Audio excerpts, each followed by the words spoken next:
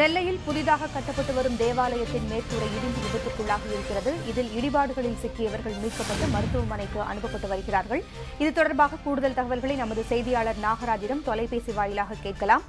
நாகராஜ், இந்த விபத்து எங்கு நடந்தது, எப்படி நடந்தது நாகராஜ்?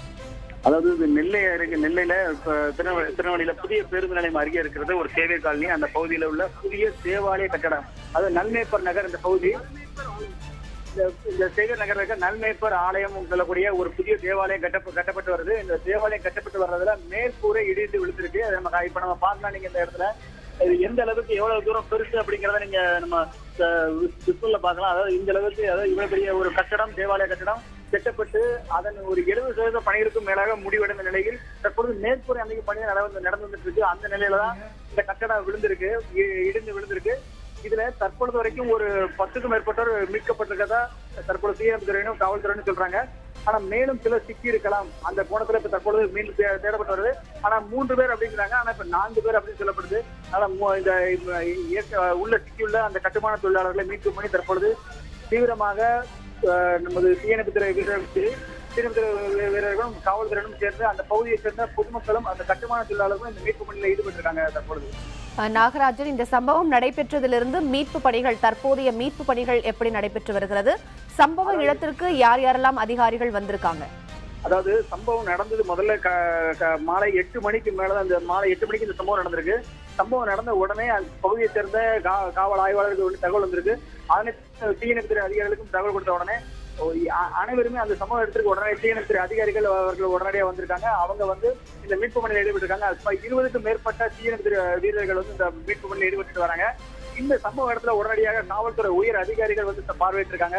அதாவது காவல்துறை உதவி மாநகர காவல்துறை உதவி ஆணையர் சுரேஷ்குமார் அவர் நேரில் பார்வையிட்டு இருந்திருக்காரு. தற்போது சம்பவ இடத்துல தான் இருக்கிறாரு, மீட்பு பணியை பார்வையிட்டு இருக்காரு. அதே போல இந்த பகுதியில் மாவட்ட ஆட்சித்தலைவர், நெல்லை மாவட்ட ஆட்சித்தலைவர் கருணாகரன் வந்து நேரடியாக வந்து பார்வையிட்டாரு. அவரும் பார்வையிட்டு இது சம்பந்தமா மீட்பு பணிகளை துரிதப்படுத்துவதற்கான பணிகளை மேற்கொண்டு இருக்காரு. அதே போல இந்த பகுதியை சேர்ந்த பாராளுமன்ற உறுப்பினர் விஜிலா சக்தியானதும் சம்பவ இடத்துல நேரடியா வந்து பார்த்துட்டு இருக்காங்க. அவங்களும் இந்த மீட்பு பணிகளை பார்வையிட்டு இருக்காங்க. விரைவில் மீட்கப்பட்டு அந்த சம்பந்தப்பட்டவர்களை மீட்பு பேர், அதாவது எவ்வளவு உயிரிடம் மீட்பதற்கான பணிகளில் ஈடுபடணும் சொல்லி மீட்பு பணியை துரிதப்படுத்திட்டு இருக்காங்க. மாவட்ட ஆட்சியர், காவல்துறை ஆணையர்னு எல்லாரும் துரிதமாக வந்து மீட்பு பணி மிக வேகமாக நடைபெற்றுக் கொண்டிருக்கின்ற அந்த காட்சிகளை நம்மால் பார்க்க முடிகிறது. நாகராஜ், இந்த விபத்திற்கு என்ன காரணம் என்று ஏதாவது இதுவரை தகவல் கிடைத்திருக்கிறதா? இது குறித்து மாவட்ட ஆட்சியாளரிடம் கேட்டோம். அதாவது முதற்கட்டமாக இந்த விபத்துக்கான காரணம் என்பது குறித்து கேட்கும் பொழுது அதுக்கான அதாவது இந்த சம்பந்தப்பட்ட அந்த கட்டடத்தின் கான்ட்ராக்டர் தான் விசாரணை நடைபெற்று வருகிறது. அந்த விசாரணையை தொடர்ந்து உரிய நடவடிக்கை எடுக்கப்படும் என்றுதான் மாவட்ட ஆட்சியர் தெரிவித்துள்ளார். அது மட்டும் இல்லாது தற்பொழுது இந்த கட்டடத்திற்கான, அதாவது இந்த ஈடுபாடுகள் ஆனதுக்கான காரணம் குறித்து தெரியவில்லை. ஆனால் என்ன காரணம் என்பது தொடர்ந்து விசாரணை தொடர்ந்து சொல்ல முடியும் என்று தெரிவித்திருக்கிறார்கள். அதாவது தற்பொழுது மீட்பு பணி நடந்து வருவதால் இந்த மீட்பு பணி முடிந்த பிறகுதான் அது குறித்து முழுமையாக சொல்ல முடியும் என்று தெரிய வருகிறது. ஆனால் நாம் பார்க்கும் பொழுது மிகப்பெரிய ஒரு தேவாலயம், அதற்கான ஒரு கட்டமைப்பு பணி பார்க்கும் பொழுது, அதாவது அதற்கான கட்டமைப்பு பணி என்பது அதற்கான சரியான திட்டமிடலா இல்லை திட்டமிடல் இல்லாமல் நடைபெற்றதா என்பது தற்பொழுது பார்க்கும் பொழுது தெரிகிறது. எனவே இந்த கட்டுமானத்தை பொறுத்த வரைக்கும் சரியான ஒரு ஒப்புதல் பெற்றுள்ளார்களா என்பதும் தற்பொழுது ஒரு கேள்விக்குறியான நிலையில் தான் இருக்கிறது. எனவே இது குறித்து உரிய விசாரணை நடத்தப்படும் என்று மாவட்ட ஆட்சியர் தெரிவித்திருக்கிறார். நாகராஜன், துரிதமாக செயல்பட்டு இடிபாடுகள் சிக்கிய 12 பேர் தற்போது மீட்கப்பட்டு மருத்துவமனையில் அனுமதிக்கப்பட்டிருக்கிறார்கள். அவர்களின் நிலை ஏதாவது தெரிய வந்திருக்கா? எப்படி இருக்காங்க அவங்க? இது குறித்து நாம் தற்பொழுது கேட்ட பொழுது அந்த மருத்துவத்துறை நிர்வாகத்திடம் கேட்டோம். மருத்துவத்துறை நிர்வாகத்திற்கு தற்பொழுது அவர்கள், அதாவது மீட்கப்பட்டவர்களை பொறுத்த வரைக்கும் எந்த ஒரு பயமும் இல்லை, அவர்களுக்கு மிகப்பெரிய அளவில் பாதிப்பு இல்லை என்று தெரிவிக்கிறார்கள். அது உயிருக்கு மிகப்பெரிய அளவில் பாதிப்பு இல்லை. ஆனால் காயங்கள் மிகப்பெரிய அளவிலும் இல்லை என்று தெரிவிக்கிறார்கள். ஆனால் தற்பொழுது 3 அல்லது 4 பேர் உள்ளே சிக்கியிருக்கிறார்கள். அவர்களை மீட்பு பணிகள் தான் தற்பொழுது நடைபெற்று வருகிறது. இந்த மீட்பு பணியின் போது அவர்கள் எந்த அளவுக்கு இருக்கிறார்கள், அதாவது அவர்களை உயிரிடம் மீட்பதற்கான முழு வீட்டில் தான் தற்பொழுது பணிகள் நடைபெற்று வருவதாக தெரிவித்திருக்கிறார்கள். அவர்களுடைய நிலைதான் தற்பொழுது கேள்விக்குறியா இருக்கிறது காயத்தில். ஏனென்றால் அவர்கள் மேலே, அதாவது அந்த தற்போது கட்டிட இடிபாடுகள் கீழே, அதாவது தேவாலய கட்டிடத்திற்கு கீழே அதற்கான ஒரு பகுதி, ஒரு அறை இருக்கிறது. அந்த அறை கட்டுமான பணிக்கு மேல் இடிபாடுகள் விழுந்து உள்ளதால் அவர்களை மீட்கும் பணி தற்போது நடைபெற்று ஒரு சிக்கலான சூழ்நிலையில் இருப்பதாக தெரிவிக்கிறார்கள். தற்போது அதற்கான துரிதப்படுத்தப்பட்ட பணிகள் நடைபெற்று வருகிறது. அதாவது மேலே விழுந்த அந்த ராடுகளை, அந்த கம்பி, அந்த கட்டுமான கம்பிகளை எல்லாம் அகற்றும் பணிகள் தற்போது நடைபெற்று வருகிறது. எனவே இதனை அகற்றி அவர்களை எடுப்பதற்கு தாமதமாகும் என்று சொல்லப்படுகிறது. அது தாமதம் அந்த மீட்பு பணிகளை தொடர்ந்துதான் அவர்கள் நிலை என்னவாக இருக்கும் என்று தெரிய வரும். இந்த தேவாலயமானது புதிதாக கட்டப்பட்டு கொண்டிருக்கக்கூடிய ஒரு தேவாலயம். இந்த தேவாலயம் முறையான அனுமதி பெற்றுதான் கட்டிக்கிட்டு இருக்கிறாங்களா நாகராஜ்? அதாவது இது குறித்து முதற்கட்டமாக தகவல் இருக்கும் பொழுது தற்பொழுது மீட்பு பணிக்கு நாங்கள் முக்கியத்துவம் கொடுக்கிறோம். கண்டிப்பாக இது குறித்து விசாரணை நடத்துவோம். இந்த விசாரணையில் கண்டிப்பாக இதற்கான சரியான ஒப்புதல் பெற்றுள்ளார்களா, இதன் பின்னணி என்ன என்பது குறித்து கண்டிப்பாக தெரிய வரும். அதாவது விரைவிலே இதற்கான விசாரணைகளை முடிக்கிவிட்டுள்ளோம். தற்பொழுது கான்ட்ராக்டான விசாரணை நடைபெற்று வருகிறது. எனவே விசாரணை தொடர்ந்து சம்பந்தப்பட்டவர்கள் கண்டிப்பாக நடவடிக்கை இருக்கும் என்று மாவட்ட ஆட்சித்தலைவர் உறுதியளித்துள்ளார். எனவே அதன்படிதான் தற்பொழுது விசாரணை ஒரு பக்கம் காவல்துறை தரப்பில் விசாரணை நடைபெற்று வருகிறது. நாகராஜன், இந்த புதிதாக கட்டப்பட்டு வரும் தேவாலயத்தின் பாதிரியார் யார் நாகராஜன், தெரிய வந்திருக்கா விவரம்? இல்ல, அது குறித்து தற்பொழுது விசாரணையில் தான் இருக்கிறது. தற்போது விசாரணை நடைபெற்று வருகிறது. காவல்துறையினர் விசாரித்து வருகின்றனர்.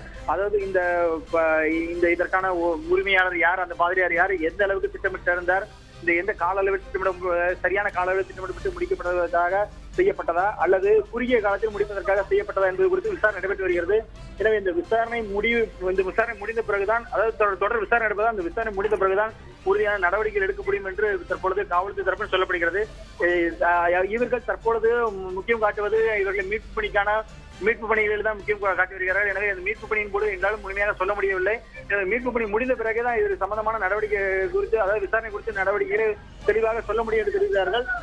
தற்பொழுது அதாவது மிகப்பெரிய புதிய பேருந்து நிலையம் அருகே மிகப்பெரிய கட்டிடமாக தான் இந்த நல்மேப்பர் ஆலயம் கட்டப்பட்டு வருகிறது. எனவே இவ்வளவு பெரிய கட்டிடத்திற்கு சரியான ஒரு ஒப்புதல், அதுவும் சரி சரியான திட்டமிடல் ஒரு சரியான முறையில் பெறப்பட்டதா என்பது குறித்த ஒரு கேள்வி தற்பொழுது உள்ள கட்டுமான பணிகள் இடிந்து கிடக்க பார்க்கும் பொழுது எல்லோருக்குமே எழுகிறது.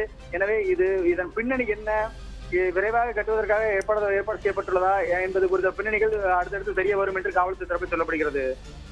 நாகராஜ், நீங்க இணைப்பிலேயே தொடர்ந்து இருங்க. இப்ப நம்முடைய இணைப்பில் 108 அவசர சேவையினுடைய மேலாளர் திரு ரமேஷ் இருக்கிறாங்க. அவங்கள்ட்ட பேசலாம். வணக்கம் திரு ரமேஷ். இன்னும் மீட்பு பணிகள் எவ்வளவு நேரம் நடைபெறும்?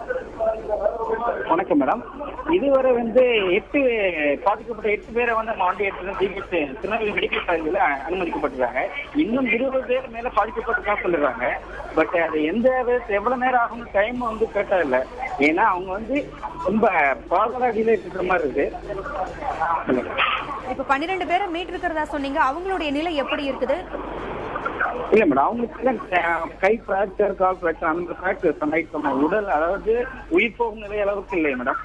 அவங்க உயிர் போன ஆபத்தான நிலை இல்லை. இப்ப அந்த கட்டிட இடிபாடுகள்ல சிக்கி இருக்கக்கூடியவங்க அங்க பணிபுரிந்த பணியாளர்களா இல்ல வேறு யாரேனும் அங்க இருந்தாங்களா? பொதுமக்கள் யாராவது அங்க வந்திருந்தாங்களா? இல்ல, இதுல பணிபுரிந்தவர்கள் மட்டும்தான் உள்ளாங்க. இணைப்பிற்கு உங்களுடைய கருத்துக்களை பகிர்ந்தமைக்கு நன்றி. விரைவாக உங்களுடைய மீட்பு பணி இன்னும் தொடரும் நம்பரும். நன்றி. நாகராஜன், தற்போது அங்கு நிலை என்ன நாகராஜ்? தற்பொழுது அதாவது இந்த கட்டிட இடிபாடுகள் முழுக்க மாட்டியிருப்பது கட்டுமான தொழிலாளர்கள் தான். அவர்களை மீட்பு பணி தான் தற்பொழுது நடைபெற்று வருகிறது. இந்த மீட்பு பணியை தற்பொழுது இந்த பகுதி நிலை சேர்ந்த மாவட்ட ஆட்சித்தலைவர் பார்வையிட்டு வருகிறார். அதே போல அவரோடு இந்த பாராளுமன்ற உறுப்பினர் விஜில சத்யானந்தம் இந்த துரித பணிகள், அதாவது மீட்பு பணிகளை துரிதப்படுத்துவதற்கான பணிகளை ஈடுபட்டுள்ளார். அதே போல தற்பொழுது இந்த நெல்லை மாநகர மேயர் புவனேஸ்வரி அவரும் நேரில் பார்வையிட்டுள்ளார். அவர் பார்வையிட்டு தற்பொழுது மீட்பு பணிகள் எந்த அளவுக்கு நடைபெறுகிறது என்பது குறித்து பார்த்து வருகின்றனர். ஆனால் துரிதமாகவே நடைபெற்று வருகிறது. பணிகள் துரிதமாக நடைபெற்று வருகிறது. அதனை கண்காணித்து வருகிறார்கள் காவல்துறை அதிகாரிகளும் தீயணைப்புத்துறை அதிகாரிகளும் சிரமத்துக்கிடையில் தான் அந்த பணிகளில் ஈடுபட்டுள்ளனர். கண்டிப்பாக விரைவில் மீட்டு விடுவோம் என்றும் அவர்கள் தெரிவித்துள்ளனர். நாகராஜன், நெல்லை மாவட்ட ஆட்சியர் கருணாகரன் அங்க பார்வையிட்டு வராருன்னு சொன்னீங்க. இப்ப நம்முடைய இணைப்பில் அவர் இருக்கார், அவர்கிட்ட பேசலாம். வணக்கம் திரு கருணாகரன். அவருடைய கருத்துக்களை சொல்லுவார்.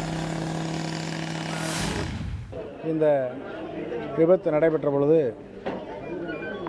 சுமார் 9 நபர்கள் சிறு காயம்பட்டவர்கள் உடனடியாக திருநெல்வேலி அரசு மருத்துவமனைக்கு கொண்டு சென்று சேர்க்கப்பட்டு அங்கு அவருக்கு சிகிச்சை அளிக்கப்பட்டு வருகின்றது. இடிபாடுகளுக்கிடையே சுமார் 3 நபர்கள் சிக்கியிருக்கலாம் என கருதப்படுகின்றது.